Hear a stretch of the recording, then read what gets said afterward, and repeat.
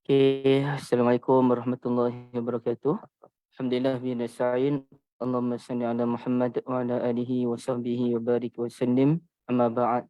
Aliza, ATM dan ibu-ibu yang dirahmati Allah. Alhamdulillah kita syukur pada Allah Jalla wa ala. Jadi kita dapat teruskan lagi pengajian kita di hari Merdeka ni ya. Okey, baik. Kak Liza, saya keliru. Kita berhenti di mana hari tu? Hari itu kita berhenti last muka surat 142, hari ni masuk muka surat 143 bab 8 beza Al-Quran dengan kitab lain. Okey. Hari tu kita berhenti pada rahsia Al-Quran kekal unggul kan? Kekal Ya. tulen kan? Ya. Okey, terima kasih banyak. Saya cari dulu skrin dia.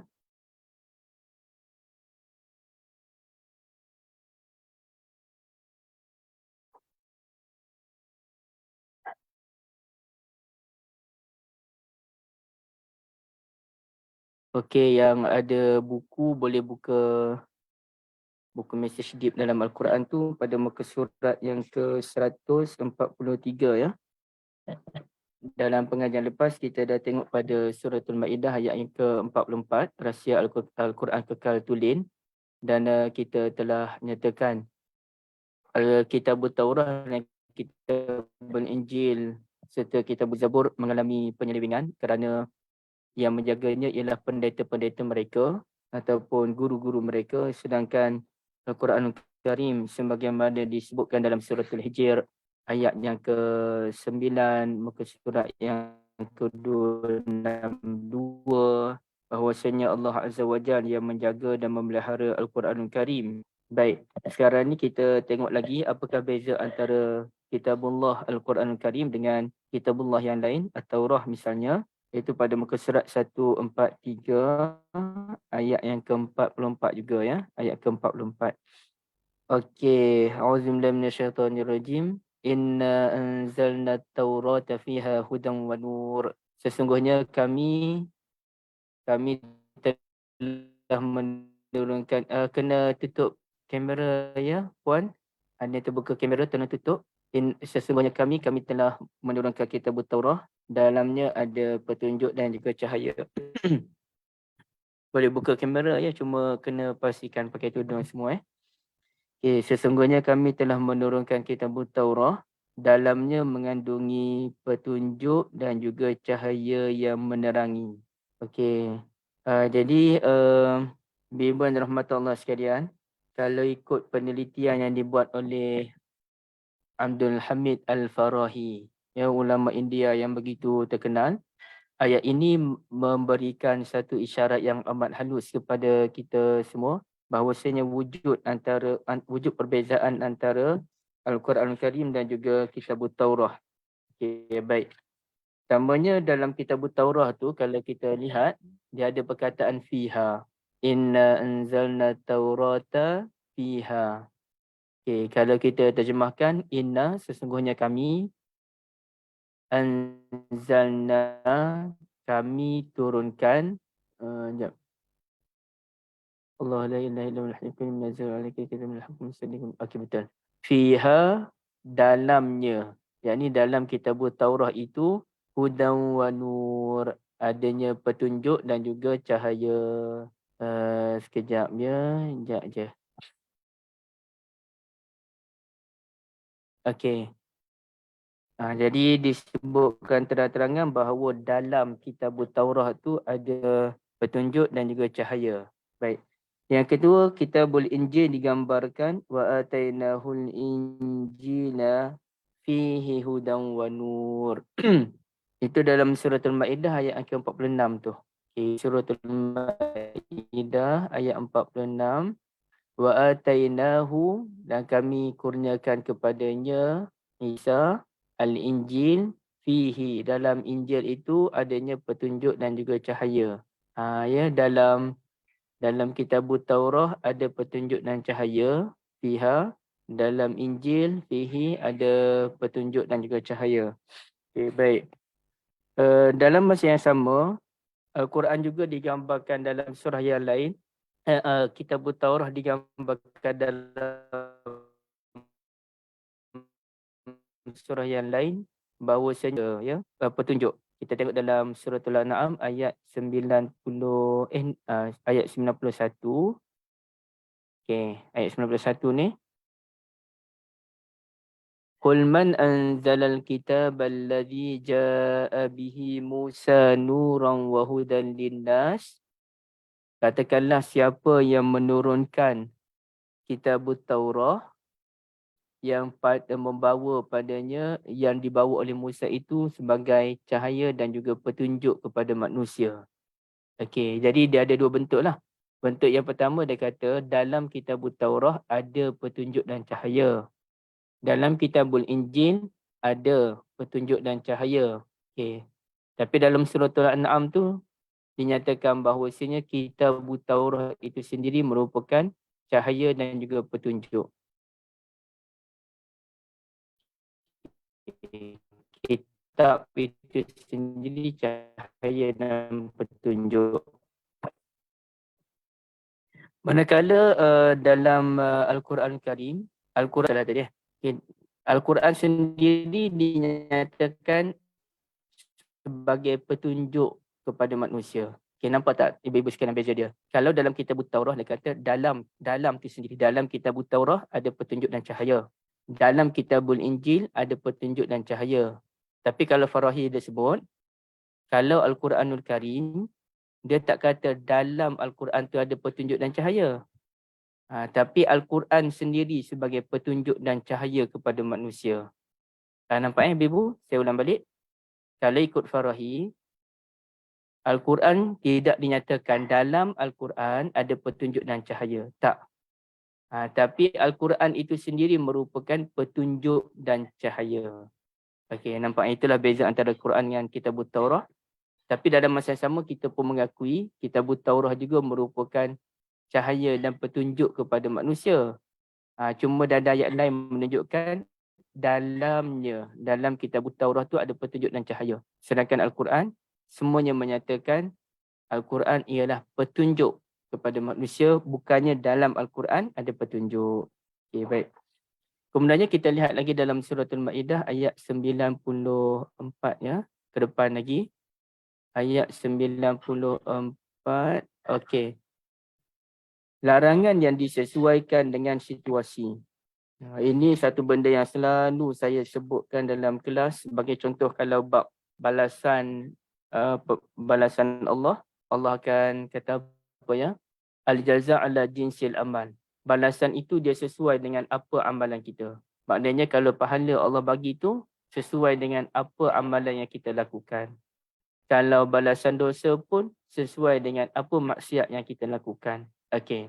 Jadi sekarang ni apa saja perintah Allah Azza wa Jalla dan larangan itu dia Allah Taala akan sesuaikan dengan situasi dan bukan ikut dan je, bukannya tak ada hikmah. Mesti setiap sesuatu yang diperintahkan oleh Allah ada hikmah dan sesuai dengan situasi tersebut, dan apa sahaja yang dilarang oleh Allah Azza wa Jalla ada hikmah dan ada situasinya. Okey, cuba kita lihat dalam ayat 94. Ya ayyuhallazina amanu la yabluwannakumullahu bisyai'in minas-saydi tanaduhu aydikum wa rimahukum liya'lamallahu man yakhafuhu bil ghaib. Wahai orang-orang yang beriman, demi sesungguhnya Allah Azza wa Jalla akan menguji kamu semasa kamu berihram dengan sesuatu daripada haiwan buruan yang mudah ditangkap oleh tangan kamu dan mudah terkena tikaman lembing kamu. Supaya Allah Azza wa Jalla mengetahui wujudnya sesiapa yang takut kepadanya semasa ia tidak melihatnya. Faman ya'tada ba'da dzalika falahu 'adzabun alim. Sesiapa yang melampaui batas sesudah yang demikian, maka baginya azab yang tidak terperi pedihnya. Okey, baik. Ibu-ibu sekalian, terlebih dahulu kita cuba lihat satu dua perkataan pilihan ya. Pertamanya ialah la yabluwannakumu. Okey. Dia sebenarnya asal daripada perkataan al-balak. Balak-balak tu ujian kan. Tapi di sini ada tiga perkara yang saya nak sebutkan pada ibu-ibu sekalian. Okey. Pertamanya ialah cuba kita lihat perkataan huruf lam yang ada la. La tu dipanggil lamut taukid kan. La yang menunjukkan penegasan. Okay, ibu yang ada buku tu, tolong catat. Buatlah anak panah ke macam mana ke. La tu, okay. Benar-benar. Ataupun, ialah bolehlah kita kata benar-benar. Okay. Huruf taukid yang kedua, ibu-ibu tanda ada dua huruf taukid di sini. Huruf taukid ni huruf penegas. Menegaskan sesuatu ialah na. Nunut taukid.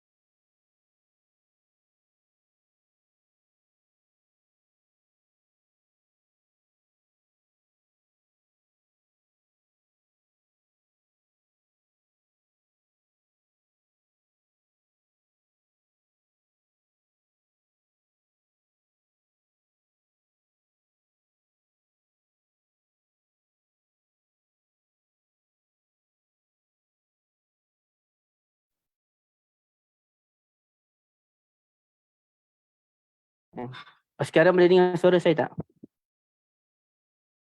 Dengar Ustaz, tapi line Ustaz memang problem ni. Dia naik merah, dia tak stabil. Oh, tak stabil. Dari Ah, tadi tak stabil ke atau baru tak awak stabil? tadi baru je jadi. Ni dah okey dah. Dengar kelas. Dah okey dah? Dah okey dah. Oh, ya Allah. Saya difahamkan memang sekarang ni line problem internet. Yang Unify punya ni. Saya harap okey lah Tapi Kak Liza, tadi boleh dengar ke yang saya terangkan dalam Boleh, taukid dengan boleh. nunut taukid? Boleh, boleh. Boleh dengar Boleh dengar. Okey. Okey, lam taukid dengan nunut taukid. Oh ya. Okey, sorry. Tadi internet problem dia.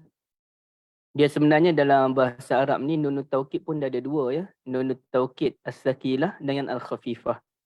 Cuma dalam Al-Quran ni nunut taukid al-khafifah yang ringan tu ada dua je ayat dalam Al-Quran. Iaitu dalam surah Yusuf dan juga surah Al-Alaq. Baik. Okey, saya ulang balik. Satu lam taukid, yang kedua nunut taukid. Kami benar-benar pasti akan menguji kamu. Okey. Yang kedua, perkataan ini dia dipanggil sebagai fi'il mudhari'. Fi'il mudhari' ini menunjukkan benda yang lepas ke benda yang akan sentiasa berlaku, ibu-ibu? Kita selalu duduk belajar bahasa Quran ni kan. Fi'il mudhari' benda yang lepas ke benda yang sedang berlaku. Sedang berlaku dan sentiasa berlaku. Sentiasa, continuous. Ustaz, Benda yang line Ustaz takut sangkut Ustaz. berlaku. Okey, benda sentiasa berlaku. Oh, tersangkut lagi. Dia bunyi sangkut-sangkut. Tersangkut dekat Dia tak jelas suara Ustaz. Sangkut-sangkut. Patut saya panggil nama sebalik internet. Sekejap boleh tak? Boleh, boleh Ustaz.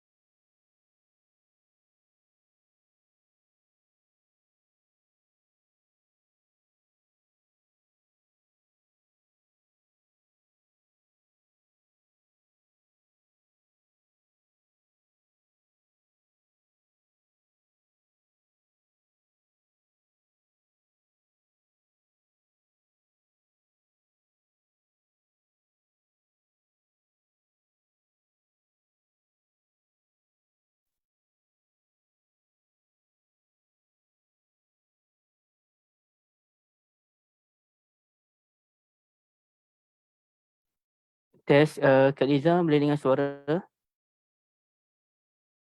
Dengar Ustaz. Kalau line problem, kalau Ustaz tak buka video pun okey kot. Asal dengar suara tak apa dah. Okey, tapi sekarang okey suara saya. Sekarang jelas. Okey, kalau ada masalah Kak beritahu terus kan. Okey, baik-baik. Okey, cuma Kak kena bagi saya jadi co-host boleh? Sekejap, Ustaz ada ni. Ustaz kena jadikan, Ustaz Yusof kena jadikan co-host. Sebab kau co-host sekarang bukan host. Ustaz yang Oh, kejap.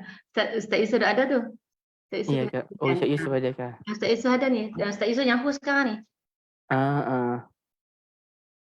Tapi sebab saya tak boleh, tapi tak apalah sementara saya tak boleh nak share ni. Saya bentar dulu Kak Liza dan ibu-ibu sekalian. Dan kalau ada masalah je beritahu saya. Baik-baik. Okey. Jadi sekarang ni kalau kita kembali pada ayat tadi dan ibu-ibu boleh buka Quran lah. Siapa yang tak ada buku boleh buka Quran. Saya minta maaf saya tak dapat share ni. Saya dah terkeluar daripada, saya dah boleh balik lah. Okey, boleh. Maaflah internet problem pula. Okey, cuba kita lihat ayat itu. Wahai orang yang beriman, la yabluwannakum kan. Kami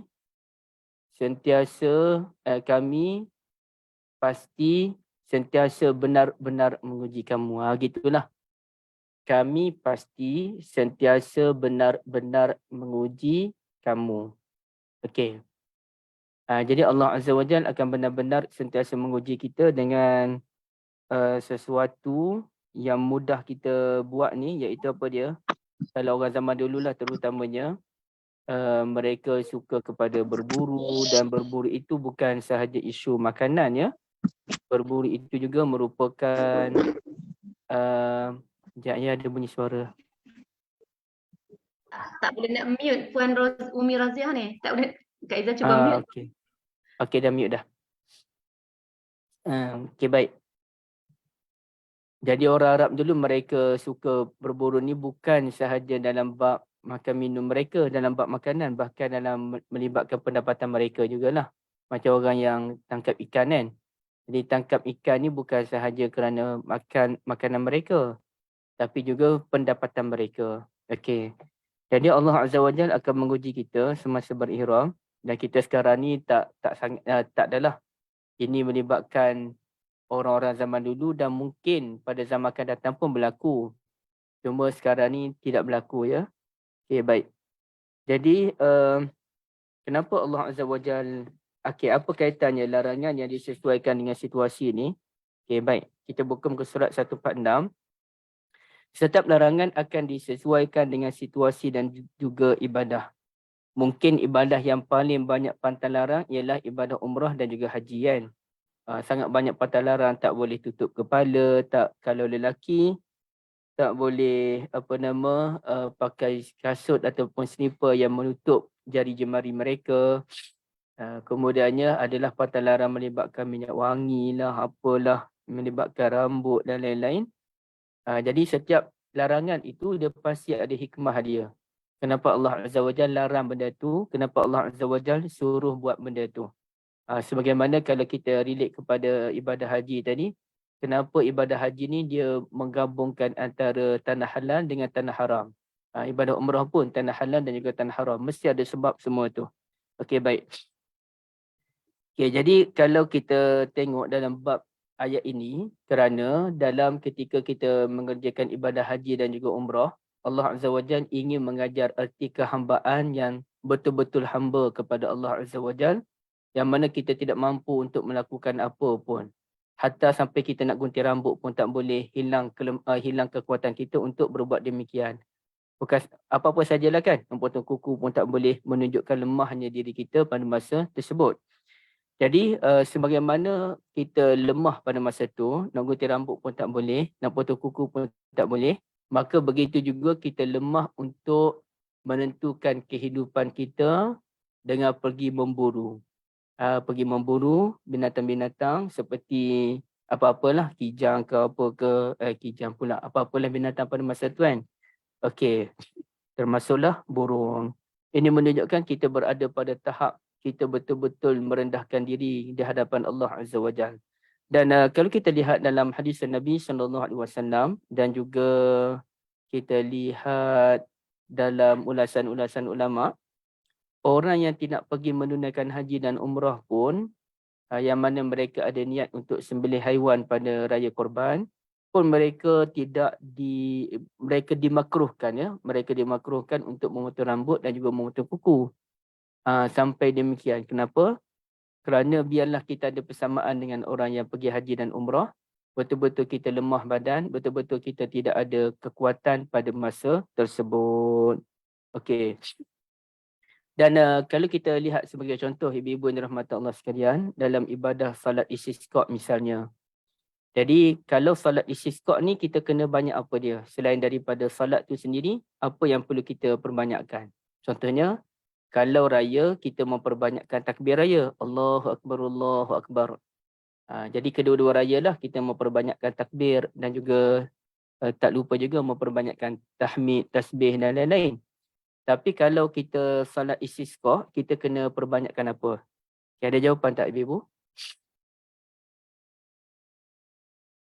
Tasbih ya Ustaz. Tasbih Kan kita ada 4 kali 4 rakaat kan. Salat istisqa 2 rakaat je. Yang solat minta hujan bukan, tak silap.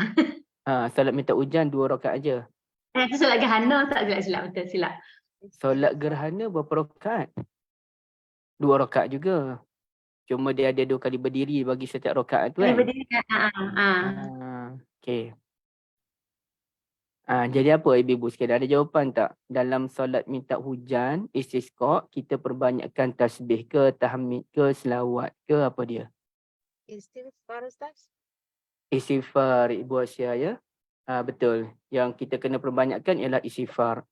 Atau sama juga kalau kita dalam salat raya, ketika khatib berkhutbah tu, khatib kan memperbanyakkan takbir. Okey, hatta kalau kita di Malaysia pun mulakan dengan takbir. Allahu Akbar, Allahu Akbar, Allahu Akbar berapa kali tu kan. Tapi kalau dalam salat istisqa, yang datang untuk salat istisqa pun kena perbanyakkan istighfar, khatib pun kena perbanyakkan istighfar. Dan selepas salat kita istighfar, sebelum salat kita istighfar, dalam khutbah perbanyakkan istighfar, dalam doa pun perbanyakkan istighfar. Kenapa? Kerana ia disesuaikan dengan keadaan pada masa tersebut. Jadi biasanya bencana ni berlaku kerana dosa yang kita kerjakan. Jadi kita mohon ampun kepada Allah Azza wa Jal. Jadi itu dia punya kesesuaian. Sama kan kita baca bismillah? Okey. Kalau kita nak sembelih haiwan korban ataupun sembelih haiwan lah, kita baca macam mana bismillah tu?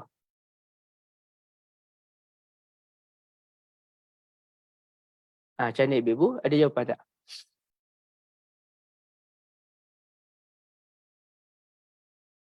Tak biasa sembelih Ustaz, tak tahu. Tak tahu. Bismillah. Bismillah ataupun bismillahi Allahu Akbar. Okey. Kalau kita keluar rumah, kita baca bismillah macam mana? Bismillahirrahmanirrahim. Ala Allah. Bismillahirrahmanirrahim. Ala Allah, kerana kita keluar rumah, kita memang bergantung sepenuhnya kepada Allah Azza wa Jal untuk menjaga kediaman kita kan. Okey. Kalau kita terlupa baca bismillah pada awal makan dan kemudian kita nak baca bismillah, bismillah macam mana pula? Bismillahi awalu wal akhir. Bismillahi awalu. Macam mana tu? Bacaan betul tu. Bismillahi wal awalu wal akhir. Betul. Bismillahi awaluhu wa akhiruhu. Bismillahi awaluhu wa akhiruhu. Wa akhiruhu, ya. Okey. Terima kasih banyak ibu. Saya cuba kita Ustazah Asia Ali tu. Ustazah Asia ni. Ustazah Asia, ya Allah. Sebab saya tak nampak dia nama sampai cakap sekarang ni. Tak apa. Okey. Terima kasih banyak. Awalahu, betul. Yang betulnya ialah bismillahi, bukan awaluhu tapi awalahu kan. Tapi saya tahu kenapa ibu-ibu tak ingat doa ni, kerana ibu-ibu sentiasa baca bismillah. Okey, jadi bila sentiasa baca bismillah tu terlupa dah apalah doa kalau tak baca bismillah kan. Okey, baik. Sekejap ya. Saya bukalah. Saya buka dulu video ni. Kalau ada masalah, ibu-ibu beritahu je. Okey. Ataupun kita baca bismillahi fi awwalihi wa akhirihi.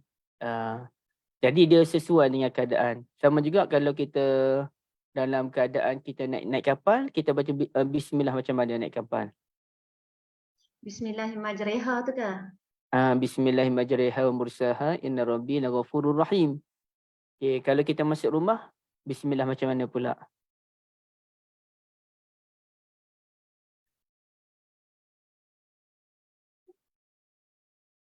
Dah lupa dah doa masuk rumah.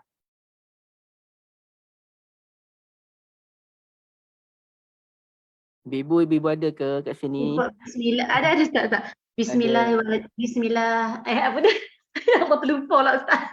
Bagi salam lepas tu Bagi salam, lepas tu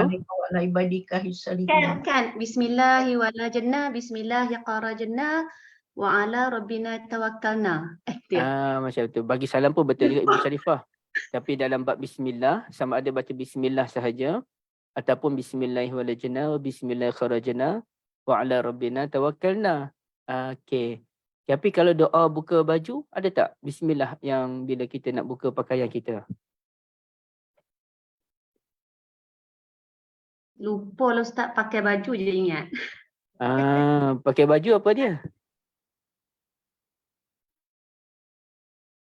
Bismillahirrahmanirrahim. Kan bismillahilladzi ahyana. Bukan. Ahyana mana tu? Okey, tengok ni. Okey.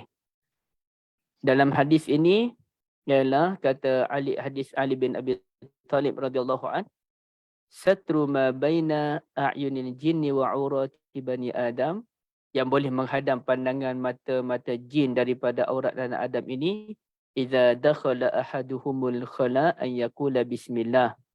Bila kita masuk dalam bilik air, kita baca bismillah. Okey, itu satu.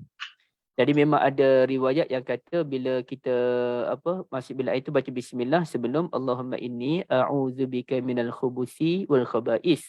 Okey. Yang kedua, ada hadis yang lain pula menyatakan yang boleh menghadam mata jin dengan aurat Bani Adam ini apabila mereka membuka pakaian, mereka membaca bismillahilladzi bismillah. Okey, bismillah saja. Nampak Okey, bismillah.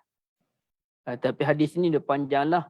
Hadis ini ceritanya dhaif. Tapi walaupun dia dhaif, ia boleh diamalkan. Okay. Jadi kalau kita buka pakaian, kita baca bismillah. Ya, bismillah. Baik. Tanpa dinafikan ada riwayat yang kata bismillahilladzi la ilaha illahu. Namun la ilaha illahu tu dia tidak kuat. Ia tidak berdasarkan mana-mana hadis. Jadi ini pun disebut ni.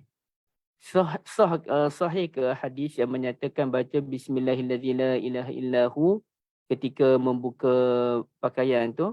Okey, dia kata yang disyaratkan ialah kita membaca bismillah. Okey, itu memang sahih. Okey. Adapun tambahan la ilaha illahu tu dia ada dalam riwayat Ibn Sunni, tapi kebanyakan ulama mendhaifkan riwayat tersebut. Tapi tak ada masalah. Tak ada masalah untuk kita membaca bismillahilladzi la ilaha illahu kerana macam mana pun dia hadis yang dhaif. Bila hadis yang dhaif boleh kita amalkan selagi mana ia tidak membawa dia gini. Hadis dhaif boleh diamalkan selagi mana dia tidak membawa rancangan hadis yang sahih. Satu. Dan sorry, internet problem. Hadis dhaif boleh diamalkan selagi mana ia tidak bercanggah dengan hadis yang sahih dan dia tidak bercanggah dengan ajaran syariat kita. Jadi kalau dia tak bercanggah dengan hadis yang lebih sahih ataupun dia bercanggah dengan syariat kita, itu yang kalau boleh kita tinggalkan. Kalau ada hadis sahih yang kata lain, kita amalkan hadis yang sahih. Tapi kalau ada hadis yang dhaif yang mana dia tak bercanggah pun dengan hadis yang sahih, maka boleh kita amalkan. Jadi paling baik bila buka baju itu baca bismillah. Tapi siapa yang nak tambah bismillahilladzi la ilaha illahu pun boleh. Jadi dia disesuaikan. Macam kita belajar dalam bab solat, bolehkah kita membaca Quran ketika rukuk dan sujud? Jawabnya tak boleh kerana ia tak sesuai. Jadi baca Quran tu dia sesuai ketika qiyam, ketika berdiri. Masa rukuk kita banyak agungkan Allah Azza wa Jalla dan boleh berdoa. Masa sujud kita perbanyakkan memuji Allah dan juga berdoa kepada Allah Azza wa Jalla. Okey, baik. Jadi amalan itu apa sahaja perintah dan larangan Allah Azza wa Jalla ia disesuaikan dengan dalam ayat 110 muka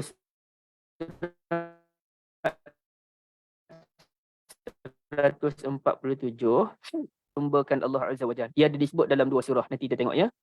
Kita tengok juga dalam surah Ali Imran. Okay. Ini surah Ali Imran. Jadi saya nak tengok kat mana ni.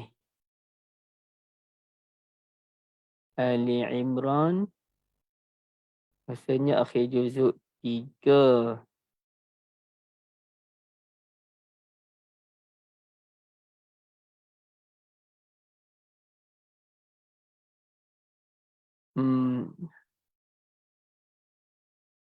Okey, jumpa dah. Ayat 49. Okey. Kalau lihat dalam suratul Maidah ni, apa kata Nabi Isa AS? Apa kata Allah? Wa iz allamtukal kitaba wal hikmata wat taurata wal injil. Okey. Ketika aku mengajarkan kamu kitab, hikmah, Taurat dan juga Injil. Oh, banyak benda yang dikuasai oleh Nabi Isa AS. Al-Kitab, Al-Hikmah, At-Taurah dan juga Al-Injil. Wa istakhluqu minat-tini kahayati at-tayri biizni. Dan ketika Nabi Isa AS ini menjadikan burung daripada tanah. Dia ambil tanah, dia pun buat jadi burung. Biizni, dengan keizinan daripadaku Allah. Fatanfukhu fiha fatakunu tayran biizni. Nabi Musa bentukkan tanah jadi burung dengan izin Allah. Dan kemudiannya Nabi Isa AS hidupkan burung itu pun tiup. Burung itu berhidup. Itu pun dengan izin awal abrasa biizni. Nabi Isa AS boleh menyembuhkan orang yang buta dan juga orang yang berpenyakit sopak dengan izinku.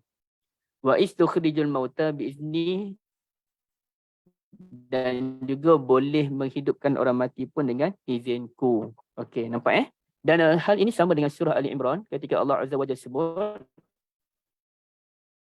ini Nabi Isa yang sebut sendiri ni. Dan Rasul kalangan Bani Israel menyatakan Anni qad ji'tukum bi ayatin mir rabbikum, aku datangkan kepadamu petanda daripada Tuhanmu. Apa dia petanda tu?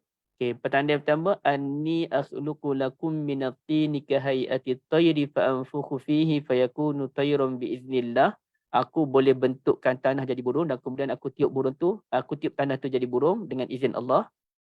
Wa ubri'ul akmaha wal abrasa wa uhyil mauta bi iznillah. Dan aku juga yang telah sembuhkan orang yang buta, berpenyakit sopak dan menghidupkan orang yang mati dengan izin Allah. Apa beza antara surah Al-Maidah dan Ali Imran? Kalau Ali Imran ni, Nabi Isa AS sendiri cerita. Bila baginda cerita, baginda sebut biiznillah dengan izin Allah, Yang ni Allah Ta'ala yang cerita. Bila Allah Ta'ala cerita, Allah sebut biizni sebanyak 4 kali tu kan. Okay, baik. Jadi di sini kita jelas satu perkara bahawasanya kemampuan Nabi Isa AS itu merupakan izin daripada Allah Azza wa Jalla, bukannya kekuatan Nabi Isa AS. Ini penegasan daripada Allah Azza wa Jalla, penegasan daripada Nabi Al-Masih AS, bahawasanya semua itu berlaku dengan kehendak Allah Azza wa Jalla, bukan dengan kekuatan Al-Masih Isa AS. Jadi alangkah peliknya kalau kita tiba-tiba menyatakan Nabi Isa itu sebagai Tuhan. Itu yang pelik. Dan ibu-ibu dirahmati Allah sekalian, ibu-ibu pun perasan benda ni bahawasanya dalam Al-Quran Karim hanya ada 2 orang sahaja yang disebut namanya dan binnya apa. Okey, siapa dia ibu-ibu sekalian? Satu Isa. Ya, Isa bin Maryam. Isa je disebutkan binnya apa. Okey, ada seorang lagi disebutkan namanya dan bin apa dia? Siapa tahu?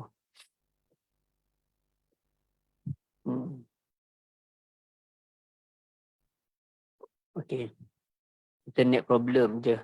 Okay, Kak Liza, ibu-ibu. Ada seorang lagi yang mana disebutkan namanya dan bin apa? Siapa yang ada maklumat?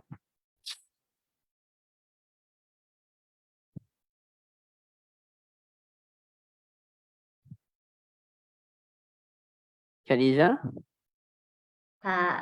Tak ingat Ustaz. Okay, saya panggil Kak Liza tu saya takut saya cakap seorang rupanya saya dah terkeluar. Ada Okay. tak ingat. Ada lagi Alhamdulillah. Saya takut saya duduk seorang-seorang je rupanya. Okay. Yang lain macam mana yang lain?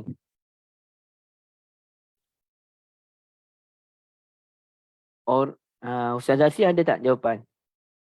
Selain daripada Nabi Isa.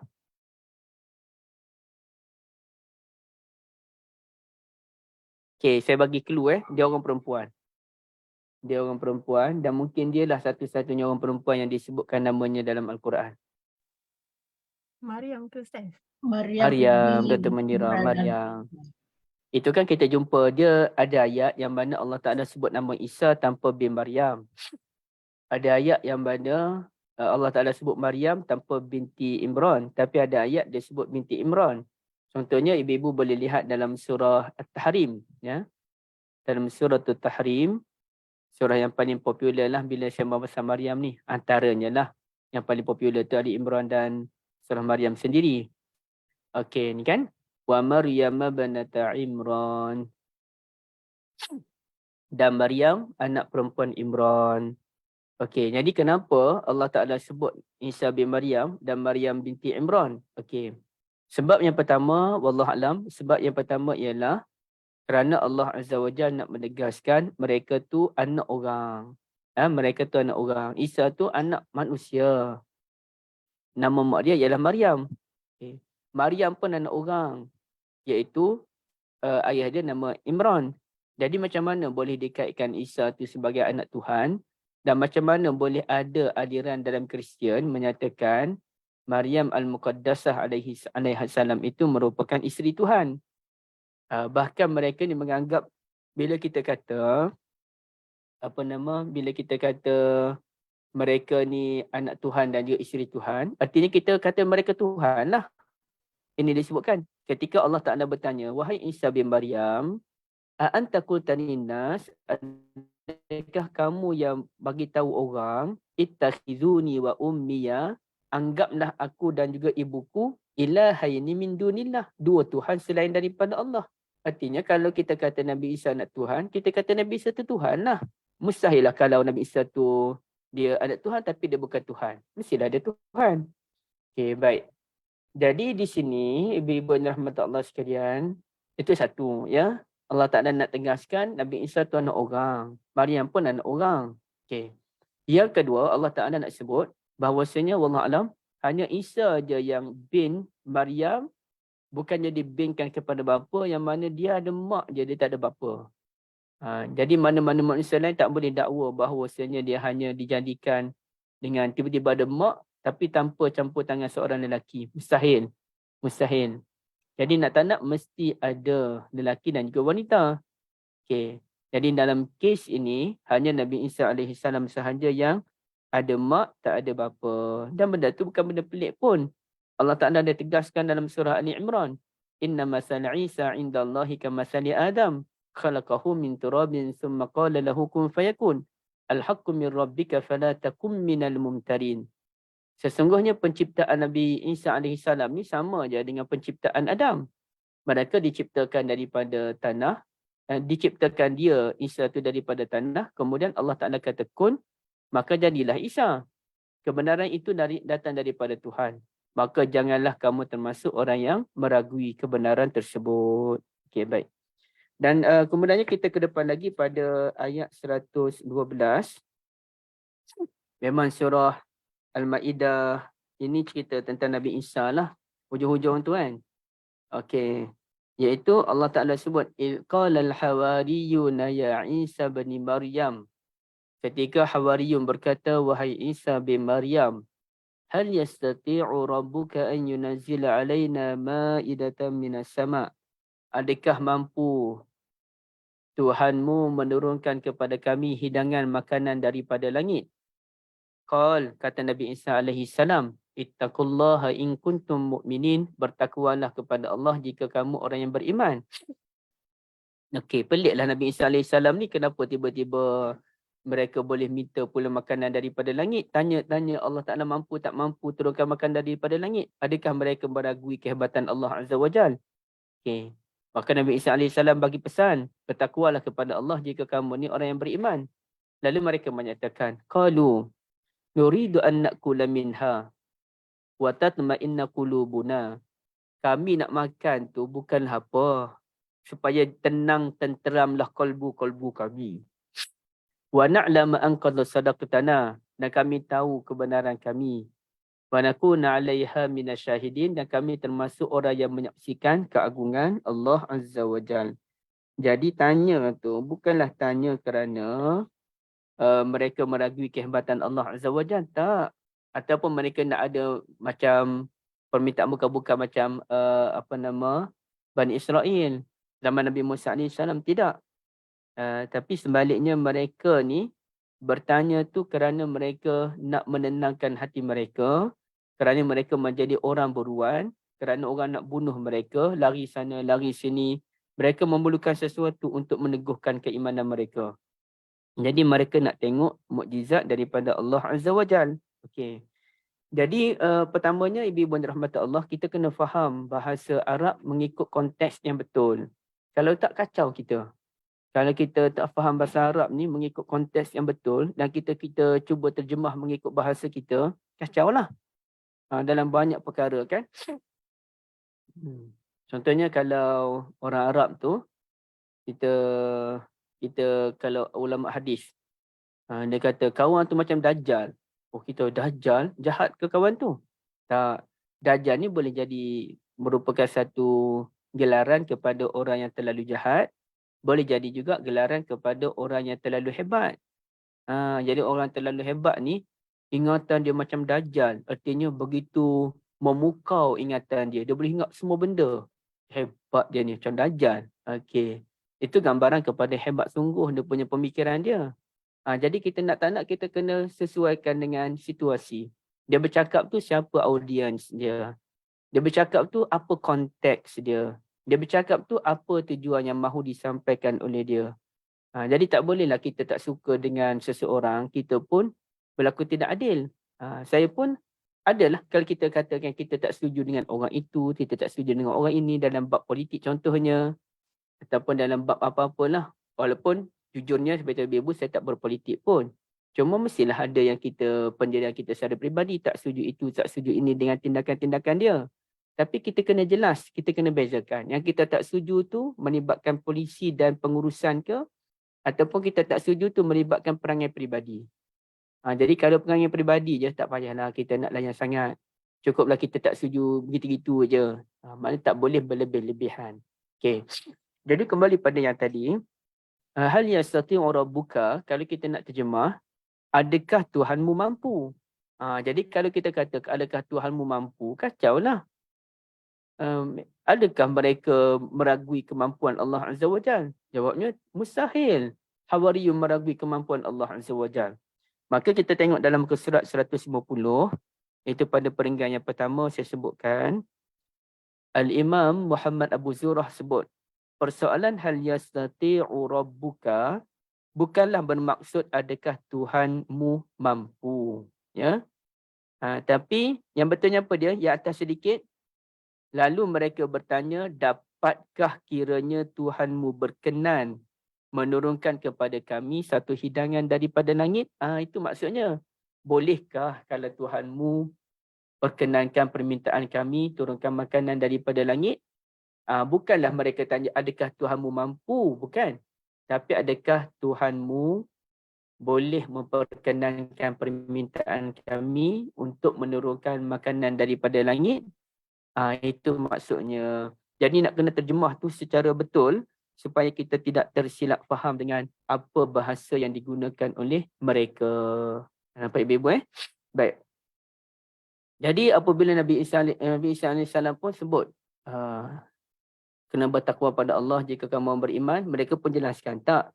Tujuan kami nak makan tu, nak tengok makanan dari langit, nak makan tu satunya wa tatma'inna qulubuna, untuk mententeramkan kolbu-kolbu kami. Okey. 1. Wa na'lam an qad sadaqtana, supaya kami yakin dengan kebenaran kami sekarang ni. Wa nakuna 'alaiha minasyahidin, kan kami menjadi saksi kehebatan Allah Azza wa Jalla. Justru bila kami menjadi saksi kehebatan Allah, kami tak takut adalah apa yang berlaku selepas ini. Sebab kami dah tengok dengan mata kepala kami sendiri kehebatan Allah Azza wa Jalla. Okey, jadi tujuan mereka minta tu niatnya suci, murni, bukannya dengan permintaan yang mengarut dan juga bukan-bukan, ya. Okey. Sama jugalah kita ibu-ibu sekalian, kalau kita tengok dalam cerita Ashabul Ukhdud, Ghulamud Da'wah dalam Ashabul Ukhdud.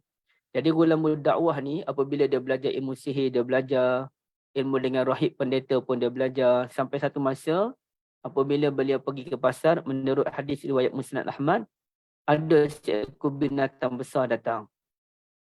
Binatang itu amat-amat menakutkan dan semua orang larikan diri. Maka anak muda tadi, dia pun ambil batu. Dia kata, wahai Tuhan, sekiranya betullah ajaran si rahib ini, matikanlah binatang ini dengan lemparan batu ni. Batu itu kecil, mustahil. Mustahil boleh mati. Tapi dia nak uji, betul tak betul ajaran si rahib ni? Okey, sorry. Masalah. Okay. Jadi dia nak uji betul tak betul ajaran sirah Allah, matikanlah binatang ini dengan satu lemparan batu. Dia pun lempar. Bila dia lempar, kalau tak betul, kalau ajaran rahib tak betul, jangan matikan haiwan tersebut. Artinya ajaran si ahli sihir yang betul. Tapi bila dia lempar je, tiba-tiba mati haiwan yang besar tu. Maka bertambah tenteramlah kalbunya, meyakini bahawasanya ajaran si rahib yang betul, bukannya ajaran ahli sihir. Walhal tak logik pun si binatang itu boleh mati disebabkan satu lemparan batu yang kecil sahaja. Sedangkan kita lempar kucing pun, kucing boleh tentu boleh mati kan. Okay, baik. Jadi di sini ibu-ibu dan rahmat Allah sekalian, boleh kalau kita buat permintaan dengan Allah Azza wa Jalla dengan tujuannya murni. Dengan tujuannya murni, bukan tujuan yang tak elok. Ya, baik. Dan pada akhirnya, sebagai penutup pada suratul Maidah, seruan seruan doa tu ibu-ibu boleh tengok sendirilah. Saya nak tengok pada ayat kelembutan jiwa Nabi Isa AS pada ayat 154, ayat 154 pula. Ayat 118, hum ibaduk wa in taghfir lahum fa innaka antal azizul hakim. Sekiranya engkau mengazab mereka, maka sesungguhnya pengampunan buat mereka. Sesungguhnya engkaulah Tuhan yang maha perkasa, maha bijaksana. Okey. Jadi banyak benda yang saya nak ceritakan dalam ayat ini, tapi saya nak ringkaskan sahaja bagaimana Nabi Isa AS ini begitu tinggi adabnya dengan Allah Azza wa Jal. Nabi Isa kata, yang dalam kes Bani Israel inilah, dalam kes pengikut dia ni, yang telah mengambil Nabi Isa dengan ibunya sebagai Tuhan, ya. Okey, baik. Maka Nabi Isa pun kata, Tuhan, ma qultu lahum, aku tak pernah pun suruh mereka ni menyembah aku dan ibuku. Illa ma amartani bihi an i'budullaha rabbi wa rabbakum. Yang aku sebut ialah kamu kena dengar, kamu kena sembah Allah, Tuhanku dan Tuhan kamu. Okey. Kemudiannya sampai hujung tu, Nabi Isa pun kata, in tu'azibhum, jika engkau mengazab mereka yang telah mengambil aku dan ibuku sebagai Tuhan, fa innahum ibaduk, mereka tu hamba-Mu. Berhak, mereka memang berhak pun kena azab daripada Allah Azza wa Jalla. Namun sekiranya engkau memberikan pengampunan pada mereka, sesungguhnya engkaulah Tuhan yang maha perkasa, maha bijaksana. Nabi Isa AS tak sebut fa innaka antal ghafurur rahim. Biasanya kalau doa minta ampun ni, kita pujilah Allah Azza wa Jalla, Ghafur dan Rahim. Tapi tak, bukannya fa innaka antal ghafurur rahim. Sebaliknya fa innaka anta al-azizul hakim. Kenapa? Kenapa al-azizul hakim? Kerana tak sesuai, yang macam kita dok bahas pada peringkat awal, tak sesuai. Sekarang ni mereka telah melakukan dosa syirik kepada Allah Azza wa Jalla, dosa syirik yang tidak dapat dimaafkan oleh Allah, iaitu mengambil Nabi Isa AS dan ibunya sebagai Tuhan. Jadi Nabi Isa AS tak boleh nak minta kan Allah Ta'ala larang kita meminta ampun kepada orang musyrik. Tak boleh. Kita serahkan pada Allah Azza wa Jal. Jadi Nabi Isa AS ni dia sebut, jika engkau mengampunkan mereka, sesungguhnya engkau maha perkasa, maha bijaksana, iaitu tak guna antal ghafurur rahim kerana tak sesuai nak guna antal ghafurur rahim dalam ayat ini. Mustahil Allah Ta'ala mengampunkan dosa-dosa mereka kecuali mereka bertaubat. Okay. Jadi penggunaan Al-Aziz biasanya merujuk kepada ayat-ayat yang menunjukkan keperkasaan Allah Azza wa Jalla. Seperti ayat azab. Ayat azab je mesti Al-Aziz. Jadi artinya Allah Ta'ala memang layak pun memberikan azab kepada mereka kerana Allah itu Al-Aziz dan Al-Hakim. Allah Ta'ala tahu apa kesalahan yang dilakukan oleh mereka. Okey. Jadi di situ Nabi Isa AS menggunakan nama yang sesuai dalam permohonan doa baginda alaihi salatu wassalam. Dan keduanya Nabi Isa AS nak ajar kita di sini ialah bila kita berdoa, gunakanlah nama-nama Allah Azza wa Jalla. Walillahil asmaul husna fad'uhu biha. Allah Ta'ala tu ada nama-nama yang indah, maka berdoalah dengan nama-nama yang indah. Jadi contohnya kalau kita minta supaya kita ni mendapat ilmu-ilmu yang baru, kita kan boleh doa ya alim ya allamul ghuyub sebagai contoh. Ataupun kita nak minta tolong daripada Allah Azza wa Jalla agar Allah Ta'ala lapangkan hati kita, maka kita sebut la ilaha illallah al-azimul halim, la ilaha illallah rabbul arsyil azim contohnya kan.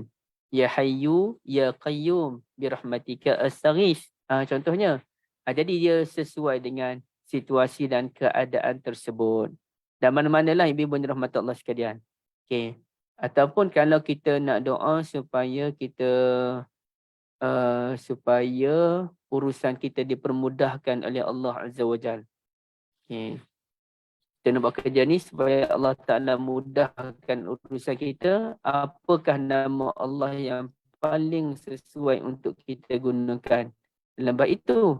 Okay. Carilah. Contohnya Allahumma ya wadud ke, ataupun ya hanan ya mannan ke, ya badi'as samawati wal ard, yang mencipta langit-langit dan bumi, ya khaliqul samawati wal ard contohnya. Itu bolehlah digunakan nama-nama yang demikian.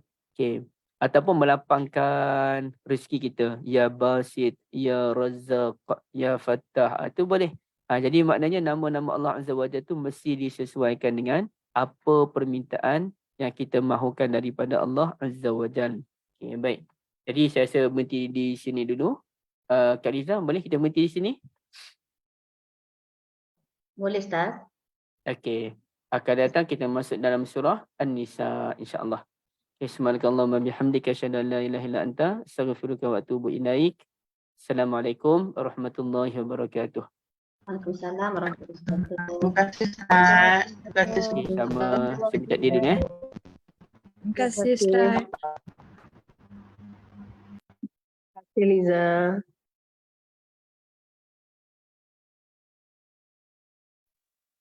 Kuliah JA pula. Jom.